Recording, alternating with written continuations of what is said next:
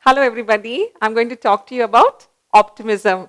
Optimism is nothing but to be cheerful, to be positive, to be happy about whatever is to happen.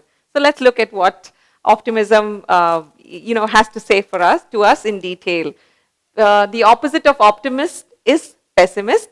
And who is a pessimist? A person who looks at difficulty in every opportunity. You know that it's an opportunity, but still you find 150 reasons to make it difficult to happen. So this is the attitude of a pessimist. Whereas an optimist person is a person who looks at opportunity in every difficulty. You know it's going to be difficult, you know it's going to be tedious, you know it's going to be tough, but still you embrace it. You like it because it's an opportunity. The most common example is to look at this bottle and say there's water. I don't know if you can see, but there's water till here.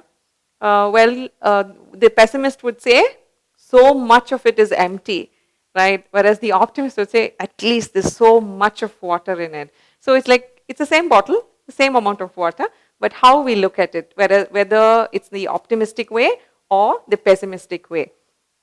Now, you tend to be an optimistic person if you're satisfied with life. When you tend to be insatisfied, your personality is in a problem, and therefore you look at everything as a problem. Well, if you have a cheerful attitude, no matter what, life can throw anything at you. But if you're a cheerful person, or if you're a positive person, automatically you will generate positive vibrations to people around you. Looking further, life is only 10% of what happens to us and 90% of how we respond. Exactly. If we are going to criticize and say that God was blind when He created me, He didn't give me a good family, He did not give me financial support, I did not have the privilege of being educated, I don't look as good as that lady does, or I'm not established, though I am so old, I'm not established, or though I'm so big, I'm not established. If you look at complaining, if you look at negativity, you will get the end result as negative. But if you look at it in a positive manner, automatically you will see satisfaction at various levels. Multiple satisfactions will give you happiness eventually. Let me share with you a story of a traveler where the traveler was actually from a village in the hills, and he decides to come and visit a village downtown. So during his journey, he endures a lot of problems. There are two travelers actually, who start on this adventure. And in the process of going through the various towns and various villages, they undergo a lot of hardships. Now, traveler one, he as a person is a very optimistic person. So all along his journey, whatever he faced, he has looked at it positively as an opportunity. Whereas the second traveler, who was always of a very negative person, who always prioritized comfort at the first level compared to anything else, was always having complaints to be made all along his journey. And at one point, they are so tired of traveling, and they decide to ask for help, to find out as to how the village in the downtown would look like, or how would the lifestyle be. So as they keep walking in different directions, traveler one meets a person, and traveler two also meets another person, and they have conversation with these men.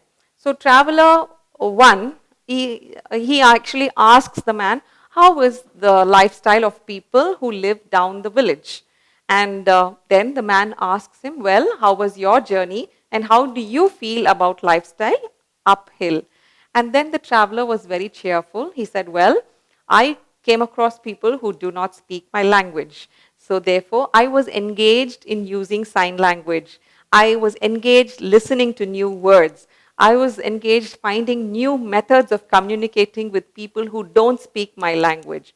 And all along the journey, I experienced a lot of cold.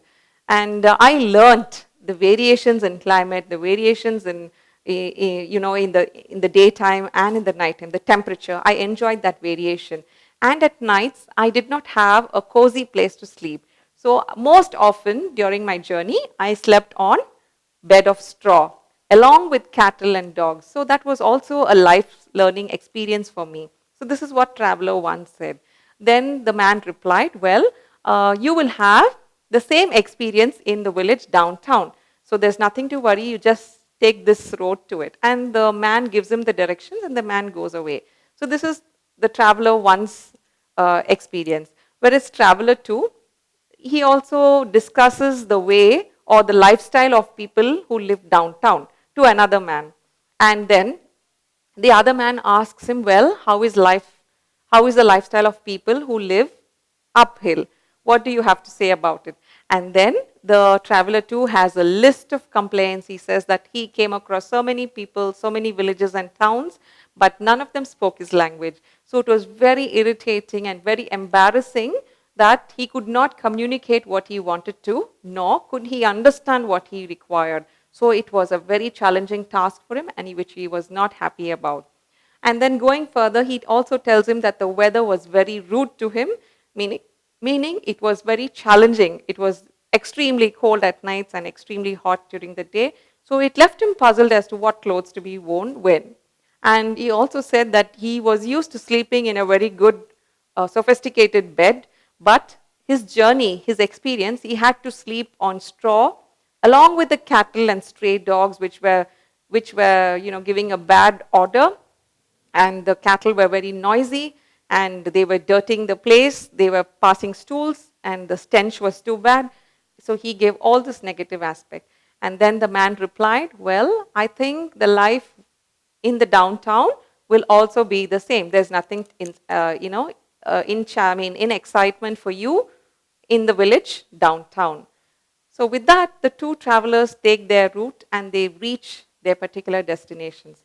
So similarly, my dear friends, each of us have different routes to take. It's like what we take during the journey, whether we look at it positively, whether we embrace the new learning.